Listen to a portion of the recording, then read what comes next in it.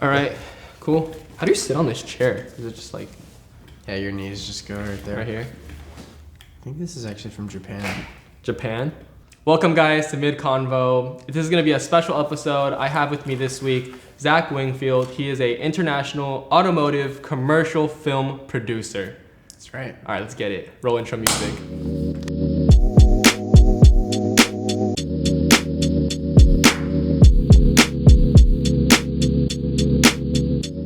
What's up, dude? Thanks for joining the podcast this week. No problem. The legend, ZWING Films, ZWING Films. Is it ZWING or ZWING? Zwing. All right, now you guys heard it on the podcast. It's ZWING Films. Could you tell us a little bit about yourself and I guess who you are and what you do? Sure. So yeah, I'm a film producer and I create content. I create YouTube content. At least I struggle at that, but I try to create YouTube content. But basically everything I do involves cars for the most part. So Hence the nice looking cars. Cars behind came us. before filming for me. Yeah.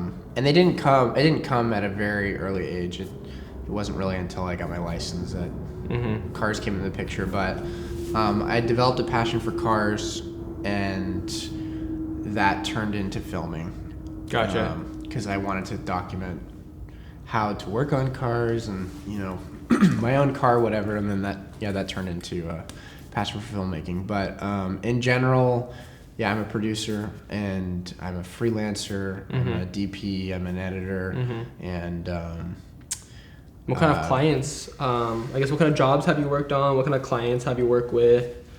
Like, I guess the ones that stick out the most to you. So at the beginning, it's more so jobs that you don't necessarily fall in line with as far as your passion goes. So I worked closely with a guy named Jansen Powers who hired me as a second shooter. We did like 20 weddings together. And Oh, you did weddings before? I did a lot of weddings. I did not know that. You know what? Like, that will get you a really good amount of experience as a shooter. I've heard that before, yeah. Especially like capturing live moments. I think that weddings is like, it's a very sensitive thing. You gotta be like really stealth about how you film things and you don't put yourself in the frame and like capturing this live, but also and like being sensitive to the content, right? It's like someone's wedding, super special moment that you want to capture. So if you think about filming a live event, really sensitive material that needs to be captured in a certain way, like I think weddings makes for really good practice. And then I worked for a producer down in Georgetown. We did a lot of like car dealership commercials and just random shoots. And then but what I really started with before the whole immediate start of cars and like skateboarding and stuff was I filmed a lot for my community college I was doing running start at. Okay, cool. So we covered like Coney 2012. We like went to Seattle and filmed the signs on the walls, and we went to conferences and whatnot and filmed a lot of stuff. Like we filmed student spotlights and so I did kind of would you say that was like TV journalism that you did in high school or something? For sure. Documenting, more like documenting. That's crazy because it sounds like you've done a lot of things before you've reached this like automotive point of your career of producing major films and things like that. But it sounds like personal branding has been a big part of where you are today. I mean, if you guys are watching the video podcast of this, you can see on the cars, there's branding like ZWING Films, and Zach's done a really good job at kind of just getting his business out there, and there's a lot of people that just see that banner and they'll send you snap stories on Instagram because they know who you are. But you didn't always start like this. This wasn't what you started out with. You did weddings, you did stuff for Running Star for your colleges. Yeah. How did you transition out of not really knowing what you wanted to do into knowing exactly how you wanted to do it and how you wanted it to look? Well, first let's like give credit to who came up with the name ZWING Films and where the idea originally came from. Back when I started, it was like 2012, and this was the era of Lauren in HD, Connor Surdy, Abbott Wilkerson, Ryan Davis, Yair Productions. Abbott Wilkerson was doing really hot boy stuff, filming like stanced cars, and he was, I think, one of the first people like stance a Subaru. and he was AW Films, and I reached out to him because I wanted my name to be ZW Films, but I didn't want to like, you know, step over my boundaries entering this industry, and so I reached out to him, and anyway, he didn't really like that I was ZW Films, so I had a conversation about it with people, and it came down to actually my mom coming up with, why don't you use part of your last name? Yeah. And so I was like, okay. So we did. She's like, we somehow both came up with the idea of ZWING Films. I think that's so cool because your name is Zach Wingfield and ZWING Films, ZWING Films. And it's a little confusing because it's field and films, so some people say like Zach Wingfield Films. Like they save me that as in their contacts.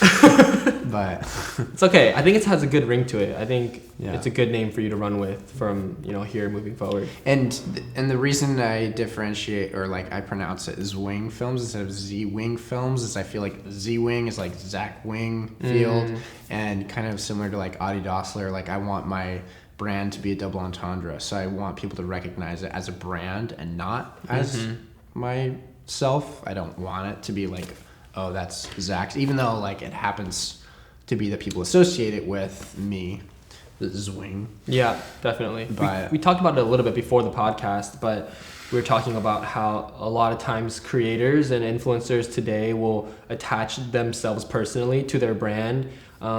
But we kind of talked about like it might be smarter, and the way you're trying to go is you want to build a culture, a community behind ZWING Films, not ZWING, because who knows what it might evolve to in the next year or two, or, you know, in the near future.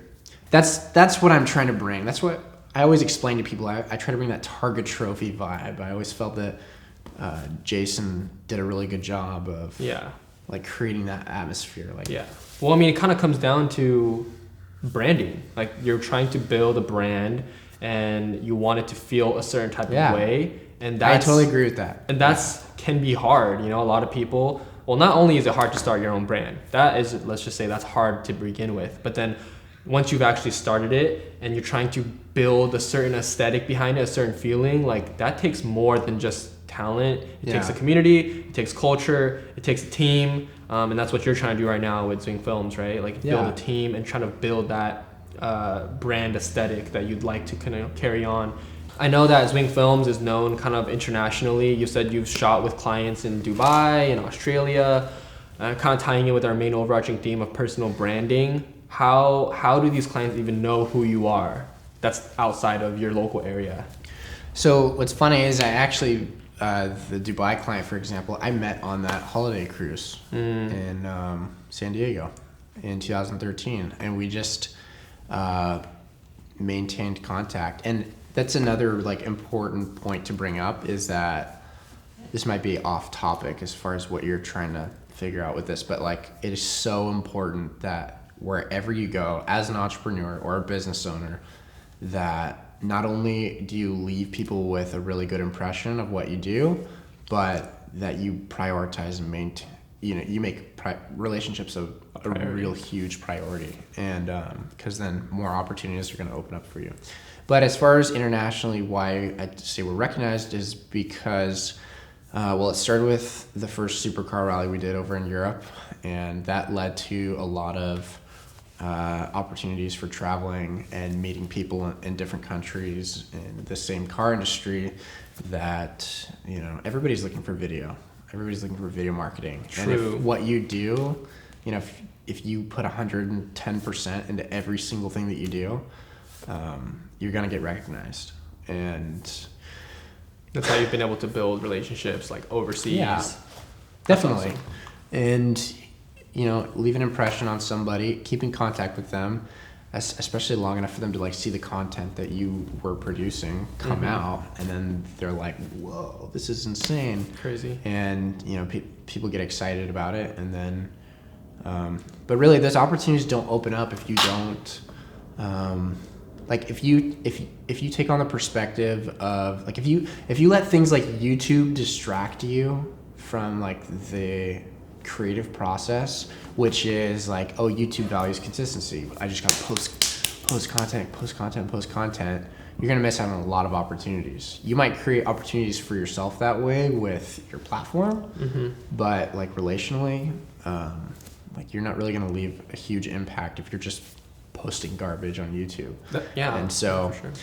I think it was also really good timing because this is before all the algorithms took a crap on everybody. And I kind of had the ability and was in like a position to really take my time on the content I was creating and people still being able to see it. Whereas now, you know, I could put 3 months into a project and it'll get 1,000 views on YouTube. That's so true. But granted, like I still didn't get a lot, and for, you know, for what the content was, like I'll only get like say 100,000, 200,000 views or something. But like now 200,000 views, that's amazing. But in the same respect, it's also not a lot now. You don't want to let YouTube distract YouTube and the way that you think your audience wants you to create content. Like don't let that distract you from actually like putting 110% into each one of your projects, because for me, I really did, you know, whenever I would shoot something, I would shoot it to the best of my ability. And when I would edit something, I would always try to find ways to stand out and be unique as far as, you know, whether it was the way I filmed or created my transitions, or it was the way that you always want to try and find ways to be unique, but you always also want to really spend time thinking like, okay, creatively, how can I make this video the best possible version it could be? And like really focusing on that, not just actually doing it because it's a job and just piecing together content. Like don't let your friends, your audience, or YouTube's algorithm, or how you're supposed to post your content, like whether it's by a schedule or you know, the pressure of how everyone else is creating content, don't ever let that distract you from giving 110%. For sure. And that's what created those opportunities for me. So whenever I would piece something together, people would be, you know, like truly excited about it, and I would get emails from like a lot of different clients randomly from different countries, out of state. It was never like in Washington that I had clients hitting me up. And if it was never really, usually it's pretty expensive to put together as a ZWING film because I put way too much time into my work. And there's a siren going by the way, guys. We're in Seattle. Zach's garage is like in Capitol Hill, which is like in the heart of Seattle, basically. So there might be a couple noise, couple that here and there, but they're used to it. I mean, all the podcasts I've shot have been in Seattle, so there's always sounds. But continue. But anyway, it's like the service I provide is more of like I like to call it like a dessert, where it's not necessarily a necessity, where it's like, hey, we need 10 videos. And let's throw this together, and like you know, that's more stuff that I want to be able to do as we grow as a production agency. Like when you have more manpower. Yeah, like if I have like 5 editors at my disposal to take on those clients and projects, kind of like what we're doing right now, then we can take on projects where we're just like paying the bills and like making money. For sure. But as far as like creating opportunities for yourself, like portfolio pieces and stuff like that, I never really had clients in Washington that really fit the bill for what I was trying to attain. And that comes down to the content that I was filming. You know, like if a client reached out to me and they wanted to do a commercial with no resources, I didn't really want to put all my eggs into that basket. So I would either turn them down, or like, you know, I would seek better opportunities. And certain clients presented some really cool opportunities that I felt I could work with to build a strong portfolio, which allowed me to go to these different countries and create that position as an international automotive commercial film producer. And then I think that's crazy because kind of going along with the title, which is personal branding hacks. I mean, you just basically mentioned something that I think a lot of people don't understand, which is when you're first starting out as a content creator, like brands aren't going to come to you all the time being like, hey, here's $10,000, create something. Sometimes they're going to be like, hey, we have this really cool opportunity for you. We'll pay for you to travel out somewhere. You're not really getting paid for it, but that's why it's a hack for your brand, because you can utilize it. You don't have to let people know. I mean, not really fake it till you make it is really a cliche saying, but people don't have to know that you didn't get paid for that gig. You know, Right. that's why it's a personal branding hack, because you can utilize that opportunity to kind of grow your brand. And it sounds like you've done a lot of things that maybe you've done on your own dime, but that's why ZWING Films is what it is today, because you've been able to build that, and when presence. And we make sacrifices, we make investments to our business, and when you do those things, then you put yourself in a position to create more opportunities where you're like making really good money. And So don't be like so quick to turn down opportunities that aren't paid. That's another thing too, is you're gonna have a lot of like voices in your head telling you, you know, like, oh no, dude, you're so talented, like don't let them take advantage of you, or don't do anything for less than this price or whatever. And sometimes that'll just get stuck, and you'll tell the next person that asks you, nope, it costs $10,000 or it costs $200 or whatever it is, whether you're a photographer or a videographer. You have to find a balance while growing, a mix between making sure you're not getting taken advantage of, but also, figuring out, okay, like, is this something that's worth me doing? And but the problem, the thing about it is mindset. Like if you do end up doing like a project for somebody that's totally pro bono, that is going to hugely benefit their business, and maybe it just will slightly grow yours, but maybe they're getting way bigger benefit and you feel like you're getting screwed over. Like, it's all about mindset. Like if you're doing this understanding that you're going into this with what's going to be a lot of work, you just got to have a good attitude about it. And understand and realize that it's for the benefit of growing your business, and it's an investment. Your time is an investment. It's like it's just as good as money. Yeah, I like that a lot, because something I'm seeing with these people that I'm doing podcasts with, a common pattern that I'm seeing with people that are kind of pursuing their own passion, is that they've all done their, I wouldn't say like due diligence, or they've basically put in the grunt work. They've done where, like, dealing with those clients that are not willing to pay money, dealing with the people that are like, hey, I can help you if you help me. Like, everyone has to start there. I think too many times creatives will think, oh, videos equals money, and then the moment that they're not making money, they just drop it. And that's you're not going to make it that way. And then I mean, you're like, you got to find your focus. And like what you're actually really passionate about, and what you even doing it for. If you do it for the money, it's not just with video or photos, it's anything in life. If you're just chasing the dollar signs, then I feel like you're not really going to grow. And sometimes you're just looking to gain experience, and you gain more experience taking on new opportunities that you're not used to. Yeah, so we talked about it a little bit before as well. We had Pokey earlier, but that was pretty bomb. But at Pokey, we were talking about how the algorithms lately on social media, not just YouTube, but just Instagram as well, it's just crazy. They're like big corporations now that are kind of controlling how much the platform that you've built. And now people who have 100,000 subscribers, 50,000 subscribers are not even getting like 1,000 views on their videos, which is pretty crazy if you think about it. And you kind of had a good illustration earlier if you want to share on that. So the way that I think of it, well, let me first like explain my side of it. And I wouldn't say now they're corporations. I said they'd always been corporations, but they're being pressured by their investors to make more money. So like, boost this post, right? So we're going to like shrink your audience to nothing. And if you want anybody to see what you're posting, you have to pay us.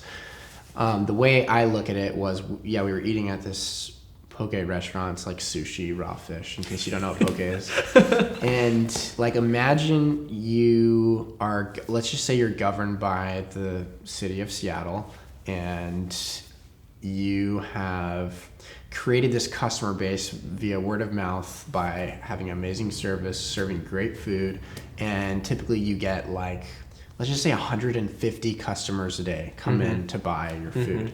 And the city of Seattle has given you this platform that you could, like your building that you rent and you pay taxes on and you invest into, and like this is your business that they've allowed you to create. And then they say, okay, you can only have 10 customers a day now. And then that like strips away like all of what you've been working toward, like all of that good customer service you've always tried to provide with a good attitude, and good quality food and good meaningful relationships you've created with your customers it's now they can't even, if they wanted to go eat there, they can't.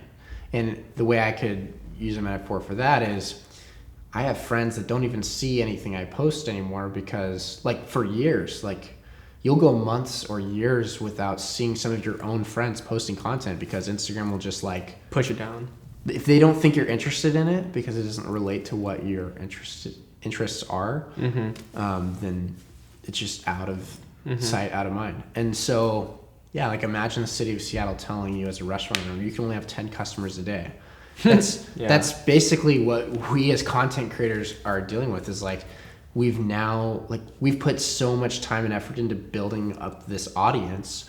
And whether it's 100 people, 20,000 people, 40,000, 100,000 people, now you're at this point where unless you're doing exactly what the platform wants you to do, which YouTube wants you to create consistent content. They want you to post one video every single day. And sometimes it's garbage content. Yeah, and you know, every content creator works differently. Some post once every 2 weeks. Some will do one project a year and they post it in a year. And if that one project in a year, you know, you used to like find a way to like market it and build it up, and at the end you ended up getting, let's just say 500,000 views from this project you worked so hard on.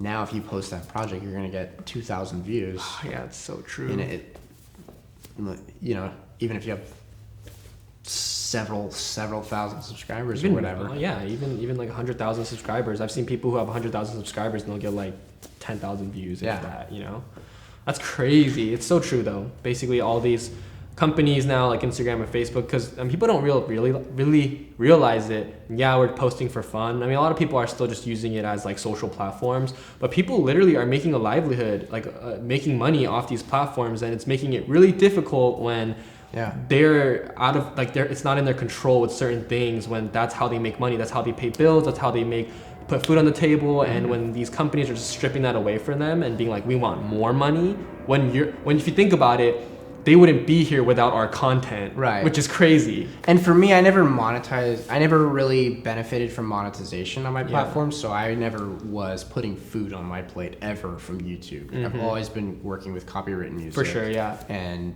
because I always valued like good music over making a buck off YouTube. And, for sure. That's starting to change now, and I've actually found something I'm happy with. But that being said, there's still so many opportunities that are disappearing, and that's the food that was on coming on my plate. Was I would post a video and I would get client emails like crazy, and whenever I would post a new video, people could be excited about it, talk about it, we get several thousand views, and you know, then you've got options to choose from and your business is like flowing. And now, like, you post a video, nobody sees it, you get 8 comments on it. No potential clients are going to be part of those 8 comments. Like, whether you're actually monetizing your content or not, like, it's hugely affecting what we do. Definitely. And the unfortunate thing is like, the advice I'm getting from people is it's just vloggers. Yeah. Like, and not to take away from them. It's like, hard, yeah. It's a grind, and they work really hard to like maintain their audience, and they understand it more than anybody as far as algorithm goes, because they're posting constantly and they're seeing, you know, when a video's getting its peak viewership or not. Like, they know right now what's the best for your business if you want to be successful on YouTube and Facebook. So like, the vloggers of YouTube right now, like the ones that are really doing it every day and are doing well, like, they'll tell you. But at the same time, like, you know, I was not originally a YouTuber. I was a producer. Cinematographer, producer, director. Yeah, and so for me to conform to it, it's been really difficult for me, you know. There are months where I just want to spend a lot of time working on my car and not burning myself out creating content. I don't like filming every single thing that I'm doing, because I work really hard on my car. So filming it is more exhausting. Then editing all of it is it's not what you so enjoy. much more work. Yeah, I don't enjoy burning myself out. Yeah. You know, if I get to a point where I have a team where I've got 4 people with, you know, someone else can man a camera, and then I'm happy to pick up a camera. Yeah. Because I know there's some like pressure off of me to do all this. But and some people, and you know, maybe I'm just complaining. There's some people out there that are just like at the same time, you know, everyone's at a different stage in their life. You know, some people are more driven than others. Like there was a time, you know, when I was 20, living in Seattle in my 2-bedroom apartment in U District with my M3, like traveling and making tons of content, and like, you know, we had marketing or companies that just like loved the content. They couldn't wait to market your films. Huge pages, millions of followers. Now it's completely like flipped around where, you know, they all want money now, or like if it doesn't benefit them to post your content anymore. Like we're living in a weird time right now. Yeah, things have definitely like shifted hugely for me from where I was to where I am right now. And you'll like run into the people that are like extremely driven and that like jumped in at the right time. And I don't think that I jumped in at the wrong time, but I'm not super motivated to.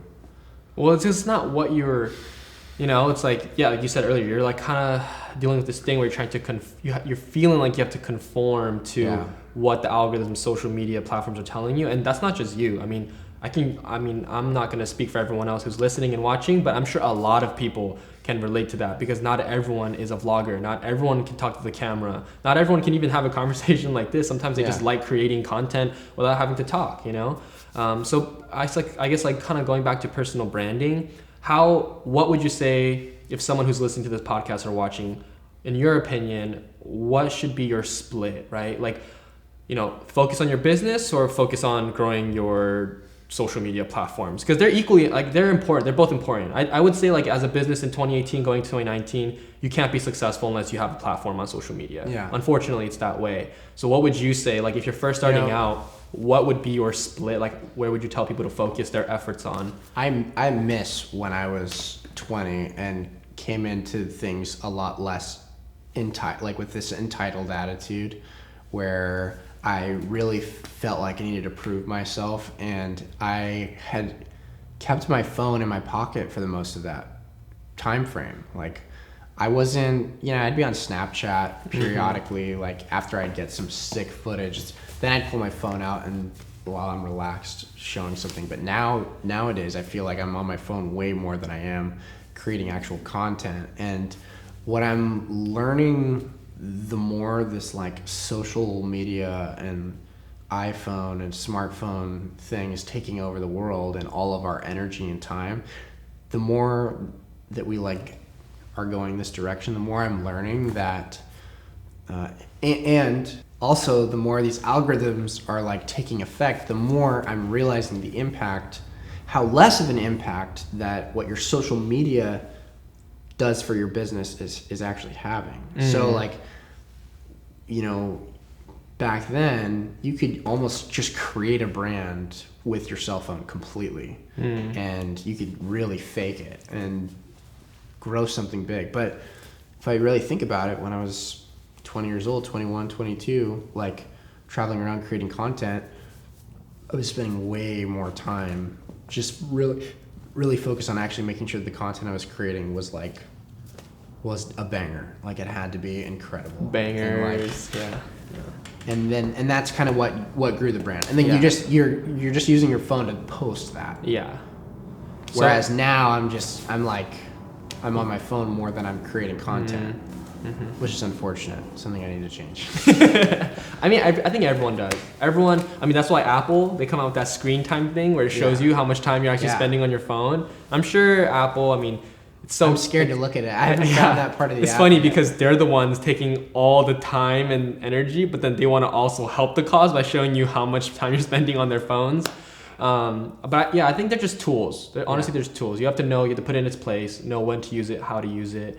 And I mean, I think in my opinion, if you're first starting out and you're trying to grow a business, social media is important, but work on your craft. Like work on, like you said, mentioned way earlier in this conversation, build those relationships, because that's what's gonna like stick and hold when maybe social media algorithms are just messing with your account. Yeah. If you've already built relationships with people, that is your income. Like you're not relying on the social media thing. That's just a plus. But if you have this solid relationship, solid foundation that you've built, that's way more long lasting for your personal brand. Definitely. I honestly feel like we're on our phones a lot more than we were in the past. Yeah. But yeah, I mean, basically, we've talked for a couple of minutes now in this conversation, and clearly are still figuring it out, this balance between what you're trying to become, but you've built something, a foundation for yourself, I guess, and you're trying to like launch now into the future. But someone watching this or listening might think, oh, well, you know, maybe he grew up in a rich family. Like, how does he even have this garage with these cars? And how does he have all this time? Maybe you could talk about your humble beginnings, where you started, and you started off making awesome films. I'll probably put B-roll, honestly, of your work during this podcast. Cool. But yeah, maybe your story a little bit would be nice for people to listen to, just in case if they can relate. And oh, he didn't start with everything. Yeah, and so when I bought my first car, it was $4,000, and I spent a lot of time from 14, 15 years old, 16 years old, just mowing lawns. Well, let's start from like where I got interested in cars, and then we'll jump into the camera stuff. So when I was like 13, we went to a Subaru dealership, and I saw the World Rallycross cars on display. So that was like the World Rally blue with the gold wheels, the yellow star livery, and I was like blown away. And that was the first time I got into cars, and it was Subarus. And I grabbed a calendar, ripped all the photos out, hung them up on my wall, was stoked on Subarus. And when I got closer towards, getting my license, I had to get this blue. I had to buy a blue Subaru with gold wheels. That was like my prerequisites when I went on Craigslist. It's got to be a blue Subaru with gold wheels. And I found one. Yeah. And in fact, it was actually painted from a guy who later went on to work for West Coast Customs. Wow. He left wherever he was after he sold the car to me. West Coast Customs, guys, is like Pimp My Ride. He removed the brake. He pulled out the motor, took off the brake lines, all the plastic trim, the wiring. He completely nice, really nice paint job. And anyways, I worked really hard to afford that car. My parents, they matched me up to $2,000 to buy this blue Subaru, and the rest of it was from teaching guitar lessons, mowing lawns. Then I decided I wanted to buy a camera, when I got into wanting to actually do cinematography. And so same thing, I tried to do whatever I could to make money, and I bought a Canon Rebel T1i this was 2012, and it shoots in 720p max. And I'm really not that old if the first how old are you? thing I'm talking about is 720p. I'm 25. Okay. But it was, HD in 2012 was still fairly new. So I think 2010, 2011 is when it started becoming a big thing. Don't quote me on that. I don't remember the details. But anyway, and I bought a nifty 50 for $100. Yeah, 50 mil. And I built a wooden glide cam. I found stuff around the house in my parents' garage. There was 2x4s, and actually I took this an A-frame for a shelf. Mm-hmm. I don't know if you'd call it an A-frame, but I took an A-frame, and then I found this thing where my mom would hang a plant. It's this steel beam. Oh my gosh. And then I took a PVC thing, and I made a ball joint, and I actually made a legit stabilizer. Steadicam. Yeah. And then I also made I had this 2x4 with PVC pipes, and then I made this stupid rig where my camera would screw onto it so it could slide up and down. You literally had to just push it like that. It did not work at all. But the point was you could take it off, and then you could put it on the glide cam thing. Yeah. You basically made your own stabilizer. Yeah, it's just this wooden PVC crap. And then when I went to college for the semester that I did, I got a nicer wooden board with angle iron with 8 skateboard wheels, and I made this much nicer thing with a tripod head that You bolts still on made top. your own gear though, yeah. Yeah, but I was making my own gear because I didn't have money to go out and buy anything. And I think I got a dinky Manfrotto tripod for my birthday or something that I used up until 2014, you know, when I was still starting to create better content for actual clients. And but anyway, yeah, it really started from a crappy DSLR and a crappy lens, and just you know, filming stuff that I didn't really necessarily want to film. But you know, I was passionate about filming in general, so at the time I was excited. If I look back on it, maybe I wouldn't have wanted to film those things, but at the time I think I was pretty excited to film anything. And you know, I was teaching myself really how to use my camera by doing nighttime photography. So I would go out and shoot my ugly blue Legacy wagon and, you know, doing long exposures and like light trails and That's how everyone starts. Yeah. And then we went from a T1i to a 60D, and then up to a Canon 5D Mark II, and then a GH4, and then a GH5. And then I have Sony A7S in between that. But I didn't put a lot of, I mean, it's been 6 years, right? And I've only had 4 or 5 cameras, I guess. I don't put a lot of weight into like gear, you know? Like that's another thing from the beginning of the conversation we were talking about, like not letting things distract you from giving whatever you're doing 110%. Don't let your gear distract you. Like you can make an incredible video with a Canon Rebel T1i if you really have to. Agreed. And yeah, like don't make excuses like I am now as far as the algorithm holding me down. But you know, especially like when you're starting out, right? When you're not jaded by being in the car industry or, you know, by the filming industry or and I haven't been in this long enough to be jaded by anything. Maybe I have, maybe I haven't.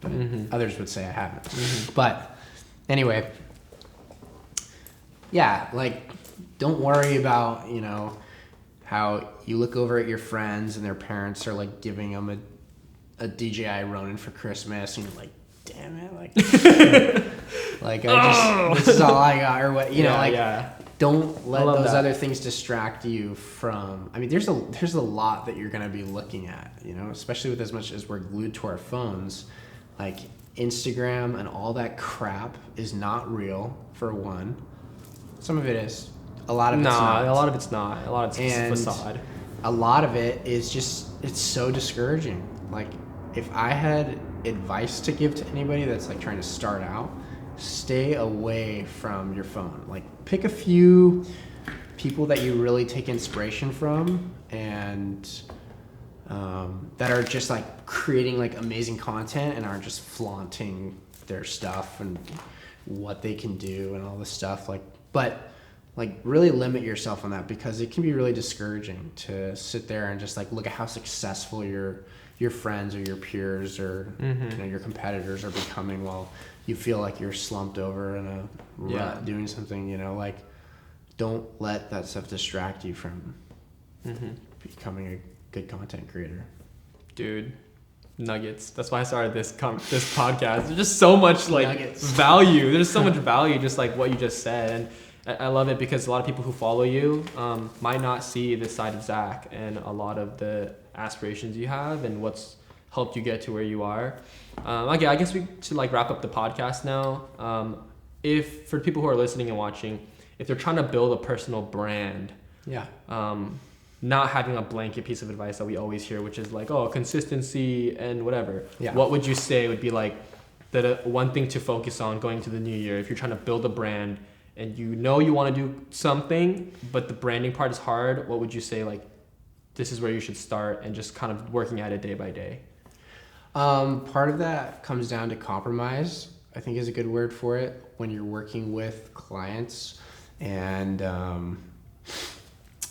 something that I've learned to be better at is when you have clients that are trying to belittle your worth or devalue you, instead of letting it get to you and then taking the job anyway and then going in with a poor attitude, like, oh, like we originally talked about this, but like, don't ever compromise. So if a client wants to, they don't want to pay you what you're worth, and you're gonna feel salty about it if you move forward taking on the job, do some personal branding, work out a deal with them where you compromise in exchange of branding your own company. I mean, yeah, I think that part of what made ZWING Films successful was I wasn't just making films, I was building my brand the whole time I was doing it. So anytime we would work with like a supercar or a company, like, it was in my contract that my logo was gonna be at the end of it, and it was in my contract that you would see ZWING branding on the vehicles in the video themselves, and that was kind of like those kind of like confident power moves into these conversations comes from, like, you don't just become this savvy businessman overnight of like closing deals with clients without sacrifice and without experience and like growing and learning things. And when I made a push to make this like crazy film to have my sticker on the car, like, you then have clients saying to you, like, and no joke, like, I can't even use that anymore as like as a compromising factor, whereas some people are like, oh, we'll put your sticker on the car and then we'll charge it. I have clients now that are like, well, we were gonna put your stickers on the cars anyway. Like, they're like, we want those film stickers on our cars because it adds value to, like, it adds legitimacy to our event, or it adds and I'm like really flattered to hear that and like humbled to hear that. But for those that haven't personally like built a brand to that point, whereas still I have so much room to grow. It's not. Don't think that I'm saying it's some big deal. Like, but that's something that you can definitely use. Is for sure. Don't compromise. I love that. That's my best advice for personal branding and growing a business that you don't want to go into it feeling overexerted without getting something out of it. Compromise the personal branding. Sweet. Honestly, that's a really good way to end the podcast. But yeah, I hope you guys are listening and watching, took some crazy value from Zach. Super talented guy, honestly, an entrepreneur building his own business out here. And if you guys haven't took anything away from this, then I'm sorry. But that was really, I feel like I just learned so much from you. We talk for hours. Yeah, we can talk for hours, but people, I know how much. People got stuff to do. You got things to do. So thanks for joining the podcast, Zach. I really appreciate it. And maybe we'll have like a 2.0 podcast like later once ZWING Films is crazy blown up and you're traveling around the world all the time. We'll meet up again and see how much you've grown and what ZWING Films has done at that time. Yeah. Cool. Appreciate it. Yeah. Oh, hold on. Okay. For those people who are watching, what car is this and what car is this? This is a 1990 325i E30 death machine. And this is a 1997 328 convertible LS3 swapped caged death machine. Mind you, and this also has an M3 motor in it. This is the S50 in it. I honestly just wanted you to do that because I knew it was going to sound super cool with all the terminology that you're about to use. Now we'll end the podcast. 500 horsepower.